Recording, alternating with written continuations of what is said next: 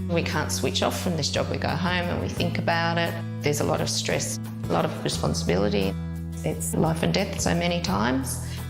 It's really tough. It's quite heartbreaking sometimes. I'm in tears here sometimes too, but that's okay.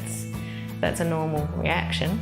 Even with 20 years on the job, Lisa Henshaw still wears her heart on her sleeve. I certainly have trouble sleeping sometimes and am mentally and physically exhausted at the end of some shifts. And COVID has only compounded the problem. We were at capacity as vets before COVID. Now we're at well over our capacity to cope with the number of animals and the care that we need to give to them.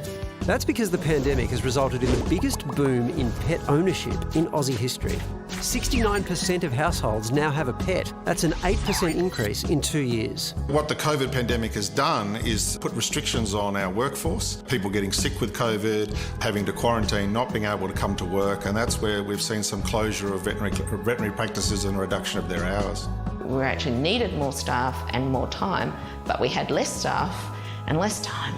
Welfare is suffering because the animals can't get in when they need to be seen. People are becoming frustrated because they can't get appointments, so they're difficult to deal with. Not just difficult, some are downright dangerous. I've been verbally abused, I've had threats to my family, and some clients have been quite scary and confronting for the frontline staff.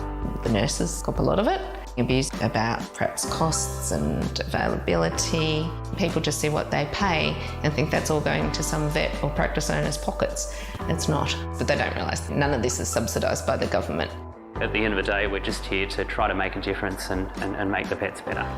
So I'll just give her a good check over. We'll start with that. David Lee says people wrongly assume vets play with puppies and kittens all day and are rolling in dough.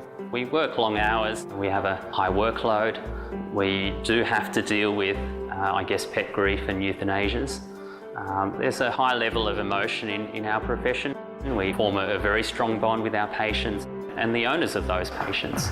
And that can weigh heavily on their mental health. Vets have almost 4 times the suicide rate of the general population. We have too many people leaving the profession. The government could help by putting some more support into the education framework for veterinarians and the mental health support. We really care about our patients. We want to keep working, we want to keep helping. We want to be kind to the pets and we want the owners to be kind to us equally. Suicide stats, just mind-blowing. I can't believe that. On that note, if you do find yourself needing support, please do call Lifeline. The number is 13 11 14, or you can visit lifeline.org.au.